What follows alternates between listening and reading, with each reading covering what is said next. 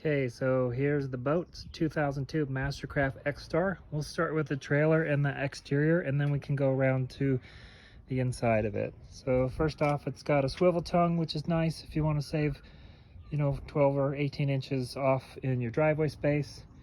You can see here that the spare's got a ton of tread associated with it, which is the case for all of the tires. They're all been replaced in the last probably 2 to 3 years. But they're all in pretty doggone good shape. Same as with the other side. Now you notice on the wheels themselves, there's a little bit of grease that's spilled out from this cap. You have to take this off, pack it full of grease, and then coming back from Lake Powell, the cap came off and the grease just spins, and if you don't catch it, they just get dirty. The trailer does have a trailer brake on it, on the front 2 wheels. So if it detaches, it will stop safely. Walking around here at the back of the boat, there is a small crack here where something got back into. I've always wanted to fix that and learn how to do fiberglass, but I never got to it. Same thing, there's another dock damage here on the corners of the swim deck, which again, given its age, is probably to be expected. This is the only rust spot that I know about on the trailer where the powder coat has dipped off. And then again, here's another accident, which that one actually happened before me. I did the other one in the time that I've owned it. The logo on the side of the boat is actually an interesting story. The guy that owned it, 2 owners before me, owned a stereo store. So he had ripped off the factory logo and put his own logo on the boat, maybe as a tax write-off. But then the last owner before me wanted to go back to Mastercraft's logos, so he ripped off the stereo logo and put this one on. But this one is just a vinyl screen print, and it's not even close to marine safe. Thus you can see that it's kind of just faded under time and it picks off. One thing that's really nice about the boat that I've enjoyed is the cover on it is a button-down cover, which means that it snaps every so often with a handful of these twist locks that once you twist them, they slide off. The cover's in 2 pieces, one here for the bow, and then another cover for the rest of the boat that goes along the ski pylon.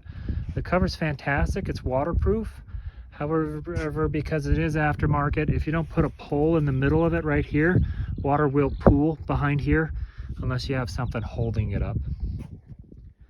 On the tower itself, it's got the 2 large speakers and then the 2 wakeboard racks on either side. Again, because of the boat's age, the wakeboard racks are built specifically for wakeboards. So I've never got a surfboard that was thin enough to fit inside of them. And the bungee cord that's on them has been through a couple different iterations. I can't seem to figure that one out. That may need some attention, although that's a small thing. The bimini cover on top of it, it looks a little bit trashy. It's really just the cover. The bimini itself is brand new as of 3 years ago, maybe 4. So it's got a little bit of age to it, but it sits in the cover most of the time. So when it comes out, it looks really good. So that's kind of the exterior of the boat. Let me go show you the prop here. Prop's in really good shape as well. No dings or scratches or dents. Down here, I don't know, that's a little bit of discoloring, but it feels pretty smooth. One thing that I've always wondered about with the boat is if these wood rails needed to be replaced at some point, but I've never touched it, and it seems to be chugging along just fine. Last I checked, all of the lights worked really good. That's just me walking around the boat for you.